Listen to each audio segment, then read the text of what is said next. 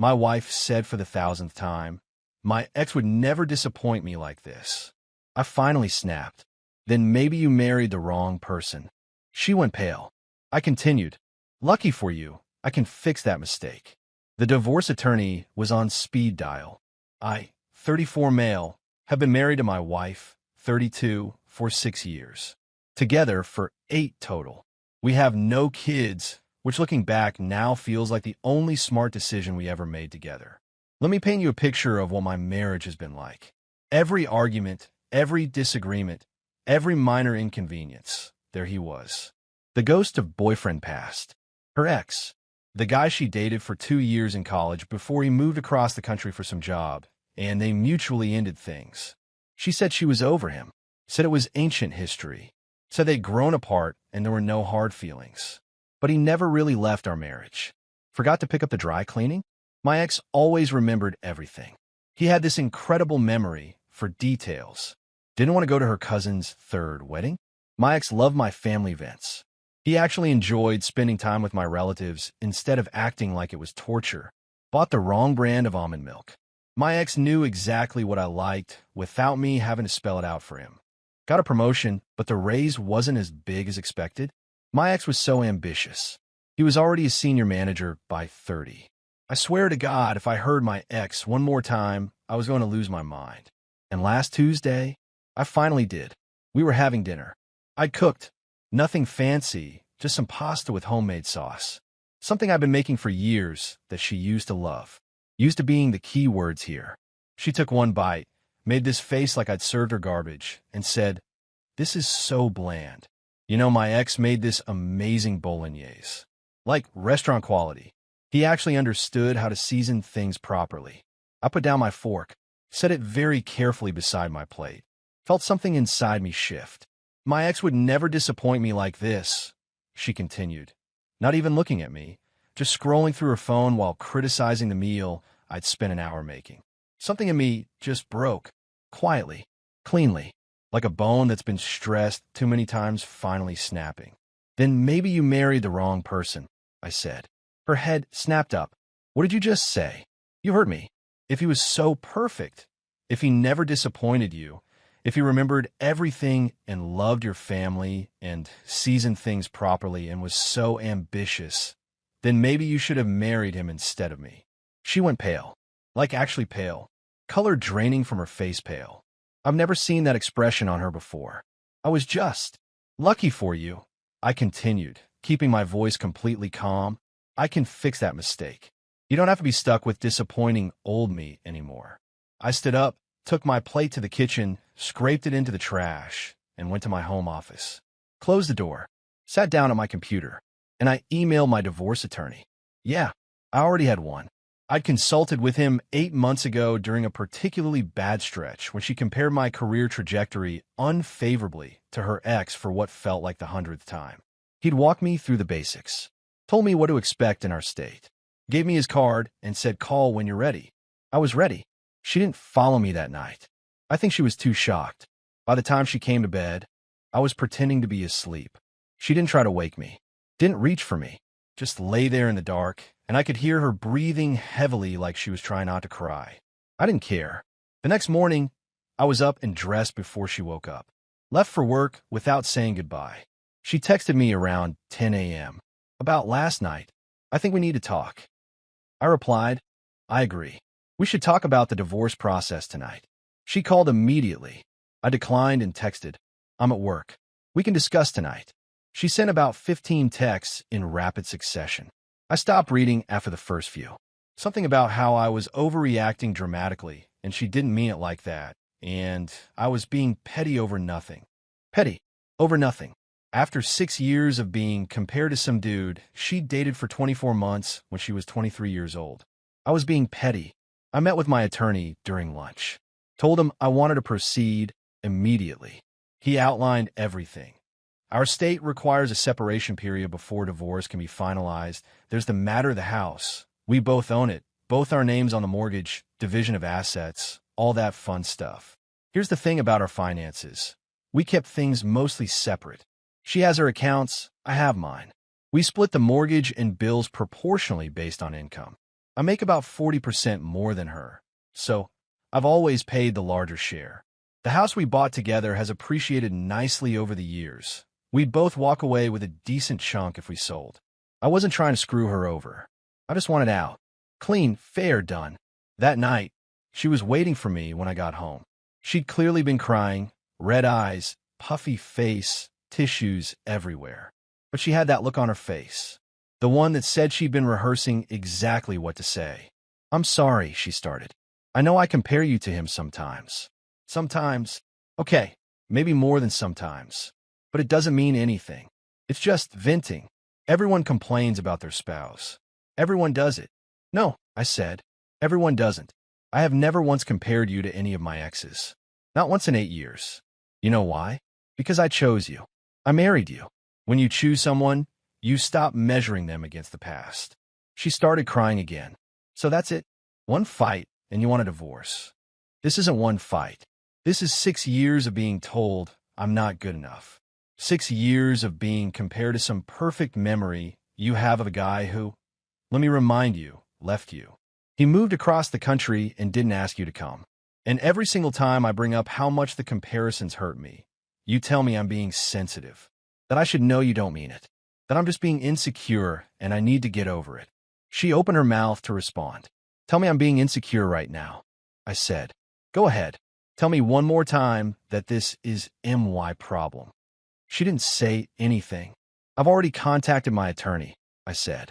"We can do this the easy way or the hard way.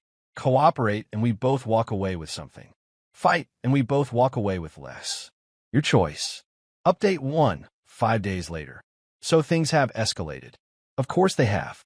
This is Reddit. Things always escalate. After our conversation, my wife went into full damage control mode.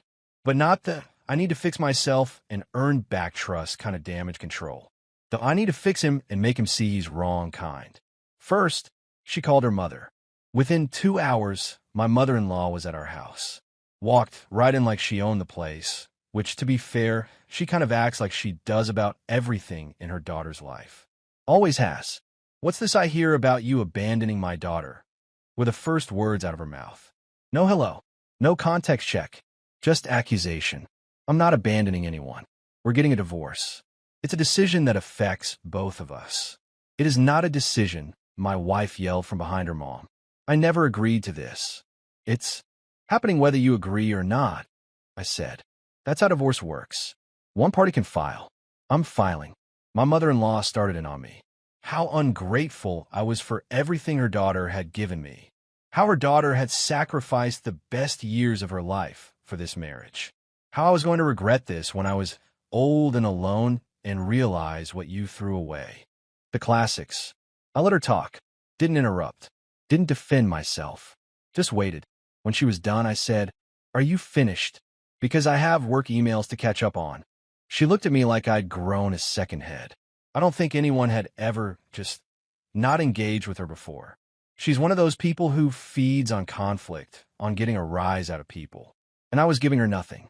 "You're making a huge mistake," she said. "Absolutely huge." Noted.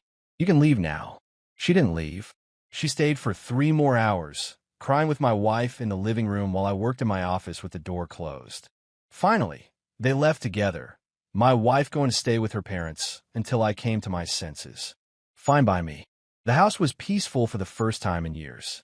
I made myself dinner, seasoned it exactly how I wanted. Didn't hear a single complaint. But that was just the beginning. Over the next few days, I started getting messages from people I hadn't talked to in months.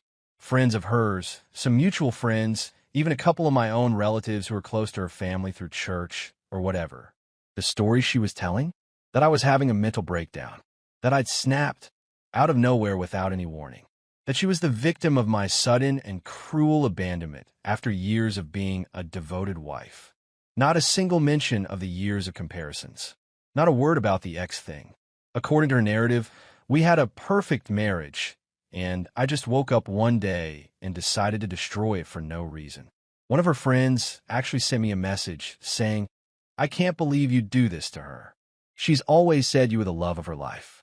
I screenshot that and sent it back with, "Funny, she spent 6 years telling me her ex was better than me at everything."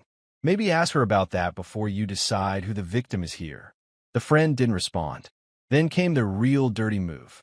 Day 4 of her staying at her parents' house, I got a call from our mortgage company. Apparently, someone had been calling repeatedly to inquire about options for the house. Specifically, whether one party could refinance or assume the loan without the other's consent if there were concerns about the stability of the marriage. Guess who that someone was? My wife was already trying to figure out how to get the house for me. Before we'd even talked to lawyers together. Before any papers were filed. Before any actual negotiation. I called my attorney immediately. He said it was a common move. One party tries to establish ownership or rights ahead of official proceedings.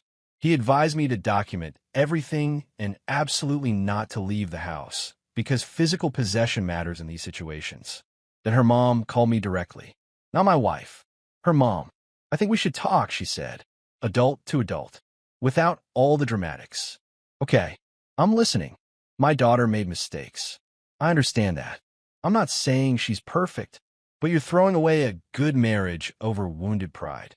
With all due respect, you have no idea what my marriage has been like from the inside. I know my daughter loves you. Does she? Because for 6 years, all I've heard is how much better her ex was. At everything. Every single thing I do is compared to him and found lacking. Is that what love looks like to you? Silence. I didn't think so, I said. She's under a lot of pressure. Her job has been stressful, and you know she's always struggled with insecurity. And I've spent 6 years being patient about that. 6 years of never once comparing her to anyone. 6 years of trying to be understanding and supportive. I'm done. I'm not a rehabilitation center for her insecurities. I'm supposed to be her husband. Her mom started crying on the phone. Please, just give her one more chance. She'll go to therapy. She'll work on herself. She promises. She should definitely go to therapy. That would be good for her. But she should do it for herself. Not to say to marriage she spent 6 years undermining. I hung up. That night, I got a text from an unknown number. Just a screenshot. It was from my wife's social media, a post from 3 years ago. A photo of her and her ex at someone's wedding, dressed nice, standing close together with a caption about running into old friends and some connections just don't fade. I hadn't known about that post. She'd never mentioned seeing him. Ever. The text with a screenshot just said, "Thought you should know they've been in contact more than she's admitted. Sorry, man. I don't know who sent it. Don't really care. What mattered was this. She'd been secretly meeting up with this guy. The guy she compared me to constantly. The guy she never shut up about. And she never mentioned a single encounter to me." Update 2, 12 days later. Alright, so, the last week has been absolutely wild. After I found out about the secret contact with her ex, I did some digging.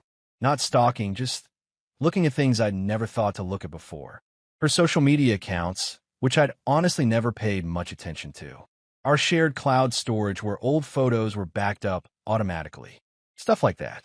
What I found made my stomach drop. At least 4 separate occasions over the past 3 years where she'd seen her ex as friends. Dinners, coffee dates, once a concert when I was traveling for work. All completely hidden from me. All arranged through messages she thought were private. Was it physical cheating? I don't know. Maybe not. Probably not. But emotional? The messages I could see fragments of were telling. Lots of, "I miss our conversations," and "You always got me in a way nobody else does," and "Sometimes I wonder what life would have looked like." I took screenshots of everything I could access. Sent them to my attorney. He said it strengthened my position considerably, especially if she tried to claim I was abandoning a loving marriage for no reason. Then she came back to the house. Not to reconcile. To get some of her things, she said. But she also had a specific agenda. To convince me to try couples therapy instead of jumping straight to divorce. "One chance," she said. "Just give me one real chance to fix this. Therapy. 3 months. If nothing changes, then fine. You've been meeting up with your ex behind my back for 3 years," I said flatly, while comparing me to him constantly to my face. That's not something 3 months of therapy fixes. She went white. "How do you? Doesn't matter how. What matters is that you lied. For 3 years. While making me feel like garbage for not being him. Nothing happened. I swear to God. Nothing physical ever. I don't care if it was physical. You kept a whole relationship hidden from me. A relationship with the exact person you won't stop comparing me to. How am I supposed to trust a single word that comes out of your mouth? She didn't have an answer for that. She left with some of her clothes and personal items. I didn't stop her. Didn't engage with her crying or her apologies or her promises to do whatever it takes. I just watched her, pack and let her go. 2 days later, her mom showed up at my workplace. Yes, at my actual job, the place where I earn the income that paid for most of our house. I work in a professional office setting, business casual, open floor plan, clients occasionally walking through. And here comes my mother-in-law, marching past reception, demanding loudly to speak to me about a family emergency. My manager came over to my desk with this confused expression like, there's a woman here claiming she's your mother-in-law. Says it's urgent? Should I call security? I went to the lobby, told my mother-in-law very calmly and quietly that this was my place of employment and she needed to leave immediately. Not until you agree to sit down with my daughter like a rational adult. You're embarrassing yourself, I said, and you're embarrassing your daughter. Coming to someone's workplace is harassment. Leave now, or I'll have security escort you out and I will file a formal report. She left, but not before saying loudly enough for half the lobby to hear, "You're going to regret treating my family this way." My manager asked afterward if I was okay. I gave him the short version. Going through a difficult divorce. Wife's family doesn't accept it and is acting inappropriately. He was sympathetic. Said to let him know immediately if she came back. That night, I documented the workplace incident in detail and added it to my file. My attorney said it was useful, showed a pattern of harassment and boundary violations. Then came the move I genuinely didn't see coming. Her ex reached out to me, not through some anonymous text this time, directly, a DM on social media with his real profile, his real name. His message was short. "Hey, I heard from mutual people that you and your wife are getting divorced. I want you to know that nothing physical ever happened between us while you were married." She reached out to me a few times over the years, and I probably should have shut it down harder, but I didn't think it was my place to interfere. I'm sorry. For what it's worth, she talked about you a lot when we met up, mostly complaining if I'm being honest. I always wondered why she married you if she was so unhappy. Anyway, I thought you deserved to know the full picture. I stared at that message for a long time. Then I replied, "Thanks for telling me. One question, did she ever mention that she compared me to you constantly? Like on a daily basis?" He replied, "Yeah, she brought that up a few times. Said it was her way of motivating you to be better, pushing you to improve." I told her straight up that was messed up and would backfire. She didn't want to hear it, motivating me by constantly telling me I wasn't good enough, by holding up her college boyfriend as the gold standard I could never reach. I screenshot that entire conversation, sent it to my attorney. Then I did something petty. I'll admit it freely. I forwarded that screenshot to my wife. No comment, no explanation, just a screenshot of her own ex calling her behavior messed up. She called me 16 times that night. I didn't answer a single one. Her final voicemail was just her sobbing saying he had no right to talk to you, and you're deliberately trying to turn everyone against me, and this is so unfair. The next day, I filed the divorce papers officially. Final update, 3 weeks later. So, it's done. Well, mostly done. The divorce is officially in process. Our state requires a mandatory waiting period, so it won't be finalized for a few more months, but all papers are filed. We've agreed on terms through our attorneys, and the house is listed for sale. Here's how the asset division shook out. For those curious about the practical reality, the house gets sold, and we split the equity 50-50. That's fair. We both contributed, even if my contribution was larger. I'm not going to fight over 10% when I just want this over with. We each keep our own retirement accounts, our own savings, our own vehicles. Clean split. No alimony either direction. We both have careers. I'm walking away lighter than I came in, financially speaking. Legal fees ate into things substantially. The housing market isn't amazing right now, so we'll probably get less than we hope for the house. That's the reality of divorce. Everyone loses something. But here's what I gained. My sanity. My self-respect. My peace. Now, for the satisfying part, because I know that's what y'all are really reading for. The fallout from my soon-to-be ex-wife has been significant. First, her friend group. Remember how she was telling everyone I had a mental breakdown and was cruelly abandoning her? Well, those screenshots I mentioned, the ones showing her secret meetups with her ex, and the messages where he confirmed her behavior was messed up, those have a way of getting around in social circles. I didn't post them publicly. I'm not trying to destroy her publicly. But when her friends reached out to me directly to call me a monster, I responded with context. Just facts. Here's what actually happened over 6 years. Here's documentation. Make your own conclusions.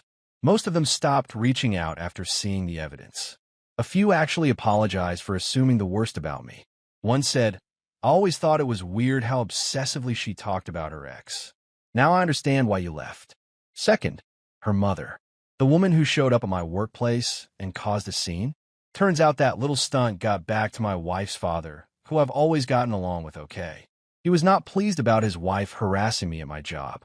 There was apparently a significant family blow-up about boundaries, inappropriate behavior, and making the family look crazy. He actually sent me a brief apology text. Just, "I'm sorry for my wife's behavior at your workplace. It was wrong, and I've addressed it." He also mentioned that his daughter had finally been forced to admit to the family about the secret meetings with her ex. His words, "She has some growing up to do. I wish you well going forward." Unexpected, but genuinely appreciated. Third, and this is the part that brings me a certain grim satisfaction. The ex. Remember how my wife spent 6 years comparing me to this perfect, flawless, amazing guy? The guy who never disappointed her, who made restaurant-quality food and remembered everything and was so ambitious and successful. Turns out, once word circulated that she was getting divorced and had been secretly meeting up with him, his girlfriend found out. The girlfriend he'd been with for 4 years. The girlfriend he was apparently planning to propose to soon. She dumped him, and my wife, fresh off filing for divorce, apparently thought this was her golden opportunity. Her chance. The universe finally aligning to give her what she always truly wanted, a second chance with her perfect ex. She reached out to him, made her move, said something along the lines of, "Now that we're both single, we can finally be together the way we were always meant to be." He turned her down, completely, finally, decisively.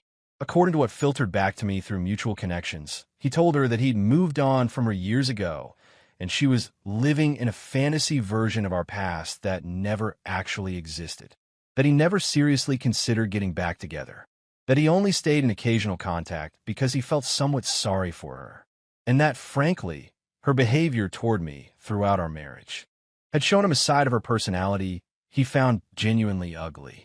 She spent 6 years telling me this guy was perfect, holding him over my head constantly like a trophy I could never win, making me feel like a consolation prize she'd reluctantly settled for because she couldn't have what she really wanted. And when she finally got her chance, he didn't want her either. I'm not going to lie. When I heard that, I laughed. I actually laughed out loud alone in my apartment. Not because I'm glad she's suffering. I don't wish her genuine harm. But the irony is just too perfect. She destroyed our marriage chasing a fantasy. And the fantasy looked at her and said no thanks. As for me now, I'm okay. Really and truly okay. The apartment I'm renting while the house sale process is small, but it's entirely mine. Nobody criticizes my cooking. Nobody compares me to anyone. I go to bed without that knot in my stomach wondering what I'll be found lacking in tomorrow. I started seeing a therapist, not because I'm falling apart, but because 6 years of being constantly told you're not good enough does something to a person. Even when you know intellectually it's not true, it gets inside you. She's helping me untangle all that. My friends have been solid throughout this. The real ones, anyway. The ones who actually know me as a person, not just the version of me my ex presented. My sister told me last week that she's proud of me. Said she'd been worried about me for years. Watched me get quieter and more withdrawn and didn't know how to address it. She's relieved I finally stood up for myself. Some nights are still hard. I'd be lying if I said they weren't. 6 years is substantial. There were genuinely good moments buried in there somewhere. Earlier years, before the comparisons became constant background noise. Before I became just a series of disappointments to her. But mostly, I feel relief. Like I've been holding my breath underwater for 6 years, and I'm finally breaking the surface. To anyone reading this in a similar situation, being constantly compared, constantly criticized, constantly made to feel insufficient, you don't have to stay. You're not obligated to be someone's emotional punching bag just because you made vows. Sometimes the healthiest thing you can do is walk away. And sometimes, if there's any justice, the person who made you feel so small discovers that the grass isn't greener elsewhere. It's just different grass. And nobody else is going to tolerate their nonsense forever either. The pasta I made myself last night was excellent, by the way. Perfectly seasoned. Thanks for listening.